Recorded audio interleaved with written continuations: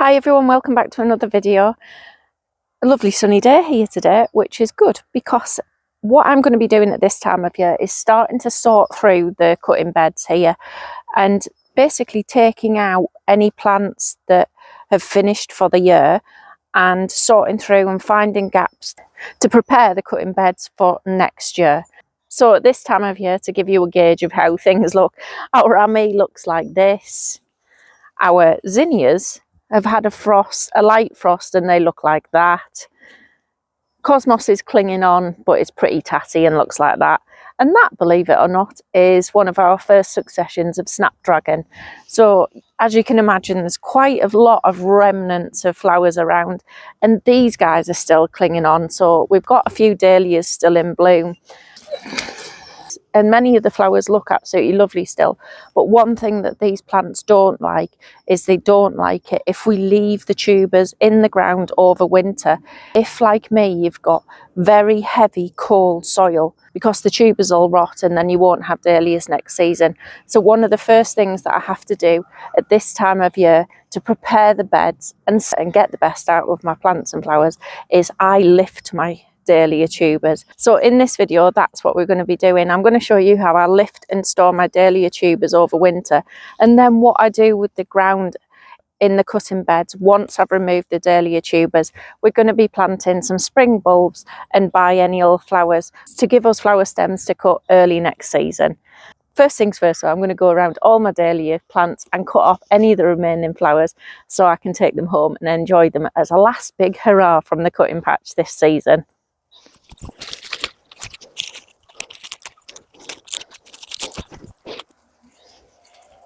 So I've cut all the flowers off this dahlia now, but what I'm going to do now is cut it even further back and cut it right down to the base. So there'll be only a centimetre or so showing out the top of the ground. And I've got myself a crate here, because these crates are what I store the dahlia tubers in over winter. So I'll cut it back and then I'll show you how I dig around and lift it.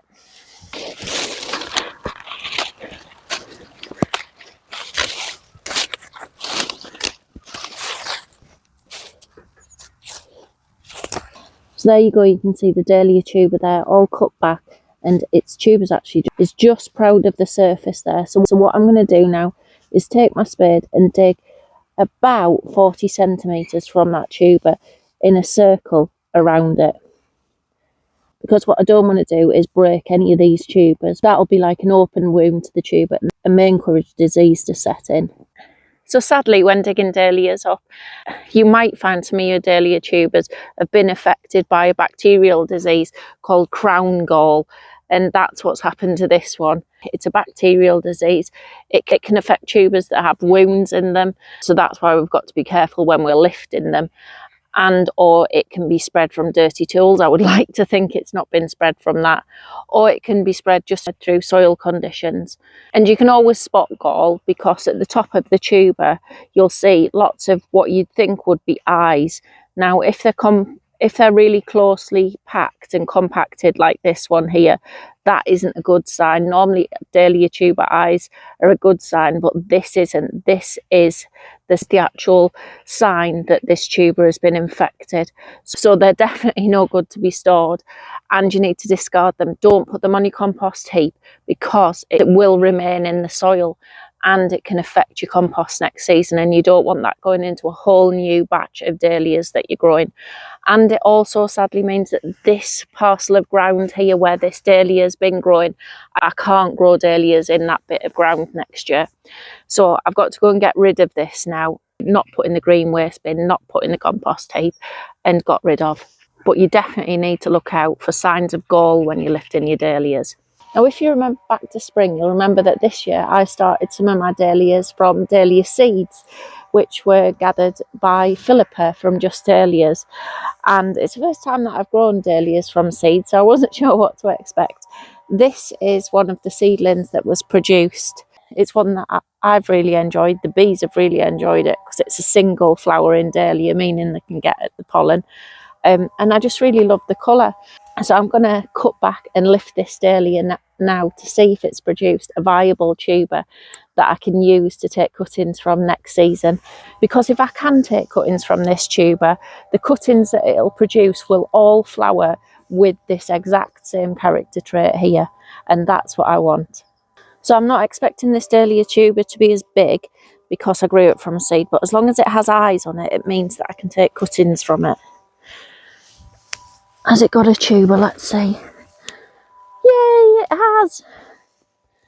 So that there, for all it's a little bit on the small side, I think that's going to have eyes on it, which makes it a viable tuber. So now for the great big wash off, and to do that I've got a big tank of water here. I've got my dahlias already lifted in crates, and I've got a soft hand brush just to brush away the surface. I've got a few of my dahlia tubers here on the bench with me post washing, and what I'm pleased to report is I found no other signs or symptoms of crown rot or crown gall, and they've all produced really nice, happy, healthy tubers, so that's fabulous. And this is the little tuber that I grew from seed this year, so that has also produced a viable plant for next year.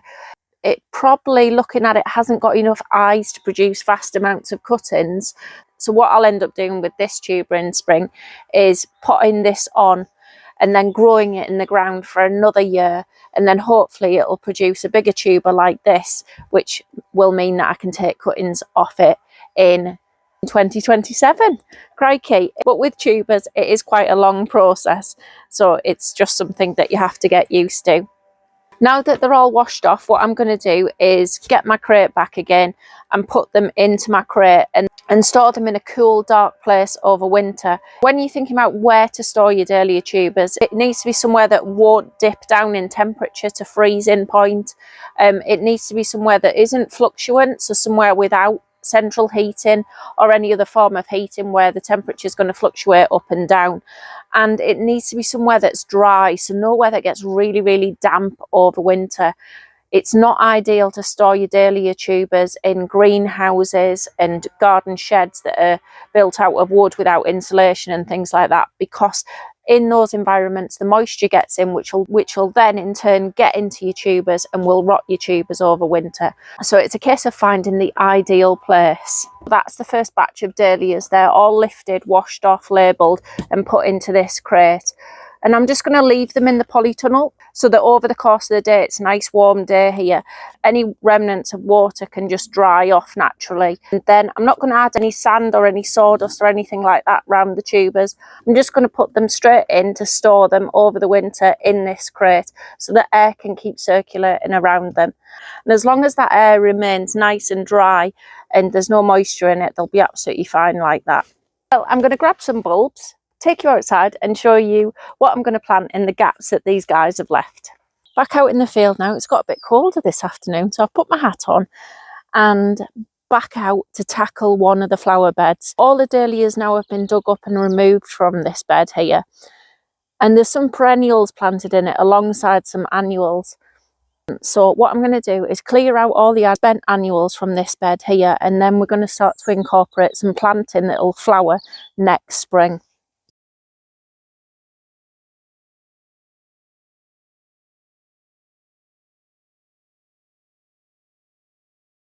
There we go. I've taken all the annuals out of here now and all the weeds, and thankfully they were just really annual seed weeds, so nothing to worry about. There was a couple of tiny little very, very young nettles in there, so it was good that I got to them this side of the year before they have time to develop their root system over winter.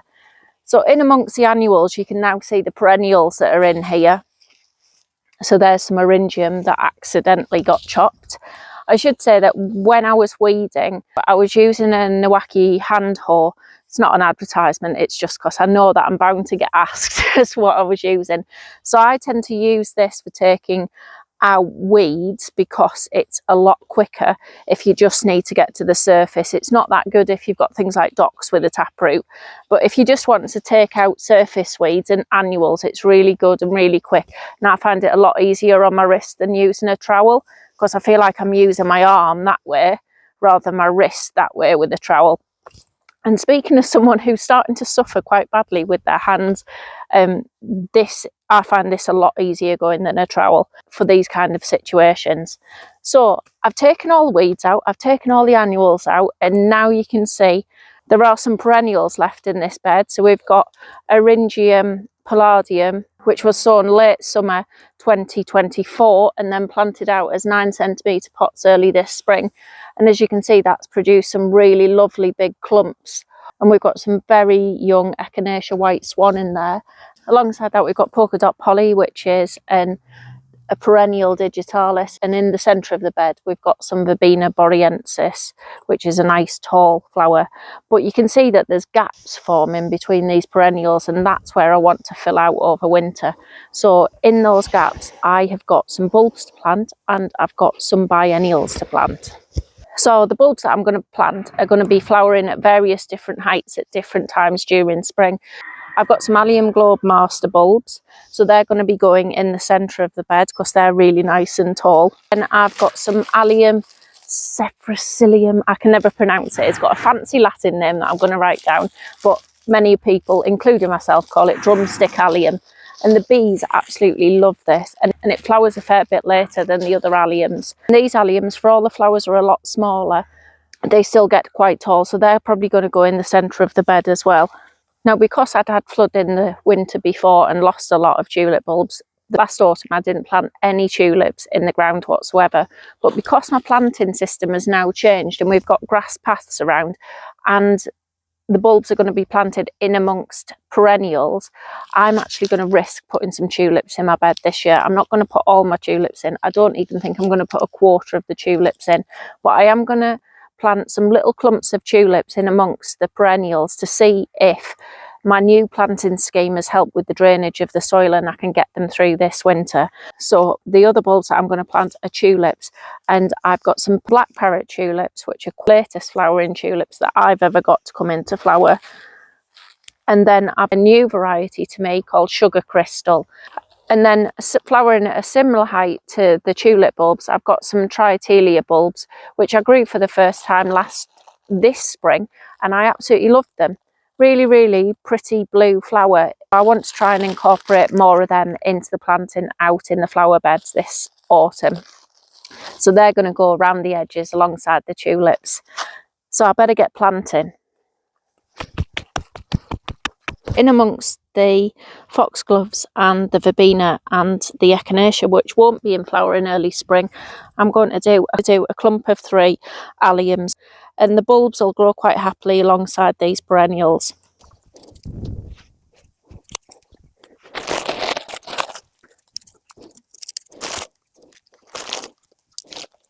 And then finally, the addition to this bed here, I'm not going to plant directly on top of the bulbs that I planted, but I am going to plant very close to them. I'm going to be planting some biennials. So these are our garden ready biennial campanulas.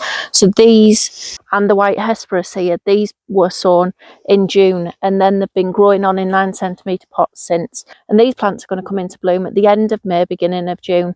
So we should get a succession of flowers coming through in mid-April right the way through May and June from this bed here. And then hopefully the verbena and the echinaceas and the foxgloves will take over. And no doubt I'll be interspersing some half-hardy annuals at some point next spring as well. I hope you've enjoyed the video. If you did, it'd be lovely if you liked and subscribed, and I'll see you next time. Bye!